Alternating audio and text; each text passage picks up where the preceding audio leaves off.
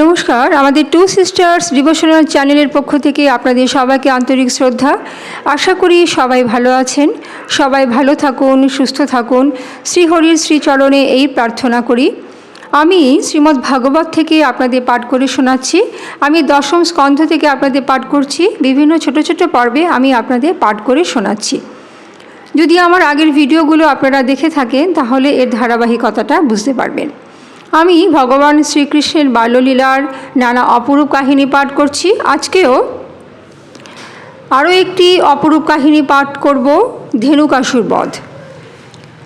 রাম ও কৃষ্ণের যখন 6 বৎসর বয়স হলো তখন ব্রজবাসী বৃদ্ধগণের বিবেচনায় তারা গোচারণে সমর্থ বলে অনুমোদিত হলো। গোচারণে নিযুক্ত হয়ে একদিন গাভী ও সখাগণকে নিয়ে বেণু বাজাতে বাজাতে তারা বনভূমি অলঙ্কৃত করলেন। চারিদিকে নিরীক্ষণ করতে করতে শ্রীকৃষ্ণ পরমানন্দে বাল্যক্রিয়ায় মনোনিবেশ করলেন। শ্রীকৃষ্ণ বলরামকে বললেন, দেব দেখুন, এইসব বৃক্ষগণ পূর্ব জন্মকৃত অপরাধে বৃক্ষত্ব প্রাপ্ত হয়ে মুক্ত হওয়ার জন্য ফুল ফল সমন্বিত হয়ে আপনাকে অবনত মস্তকে নমস্কার করছে।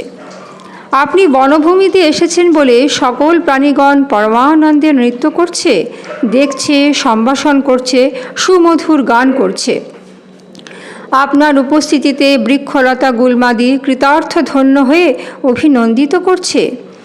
শ্রীকৃষ্ণ বৃন্দাবন দর্শনে পরম প্রীত হয়ে গোবর্ধন পর্বত সন্নিহিত মানস গঙ্গা তটে সকল গোপবালক ও গোবৎসগণকে নিয়ে বিবিধ বিহার করতে লাগলেন।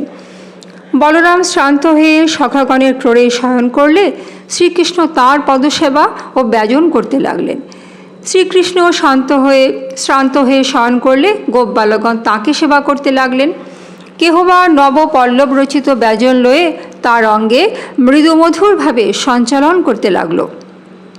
তখন শ্রীদাম সুবলাদি বালকগণ বলল, হে রাম, হে কৃষ্ণ, নিকটে একটি সুবৃহৎ তালফলের বাগান এবং তথায় অসংখ্য সুপক্ক তালফল ভূমিতে পড়ে আছে এবং পড়িতেছে, কিন্তু দুরাত্মা ধেনুকাসুর নামে এক মহাবলশালী দুরন্ত অসুরের ভয়ে কোনো মানুষ এমনকি কোনো পশুপক্ষীও ওই বনে গমন করে না। সকলে ওই সুগন্ধ ফলগুলি হতে বঞ্চিত। শ্রীকৃষ্ণ এই কথা শুনে বললেন, হে রাম, তালফল খাবার ইচ্ছা হচ্ছে, চলো সকলে সেখানে যাই। এই বলে সকলকে নিয়ে কাননে প্রবেশ করে মহাবলে তালবৃক্ষ হতে ফল ভূপাতিত করতে লাগলেন। গর্ধব রূপধারী ধেনুকাসুর তালফল পতনের শব্দে ক্রুদ্ধ হয়ে ভূতল কম্পিত করতে করতে দ্রুত বেগে তথায় এসে বলরাম দেবের বক্ষে প্রচণ্ড এক পদাঘাত করল। পুনরায় পদাঘাত করতে উদ্যত হলে বলরাম এক হস্ত দ্বারা সেই গর্ধবরূপী অসুরের পদদ্বয় ধরে সবেগে শূন্য পদে ঘোরাতে লাগলেন। তাতেই অসুরের প্রাণান্ত হল। তখন মৃতদেহ এক তাল বৃক্ষের ওপর নিক্ষেপ করলেন। তার বান্ধব গর্ধব দল যেমন যেমন আসতে লাগলো, রামকৃষ্ণ তৎক্ষণাৎ তাদের পদদ্বয় ধরে ধরে তাল বৃক্ষপরি নিক্ষেপ করতে লাগলেন। তাদের সব দেহের আঘাতে তাল বন চূর্ণ হল। ধেনুকাসুর ও তার অনুচরগণকে বধ করলে সকলেরই ভয় দূর হলো।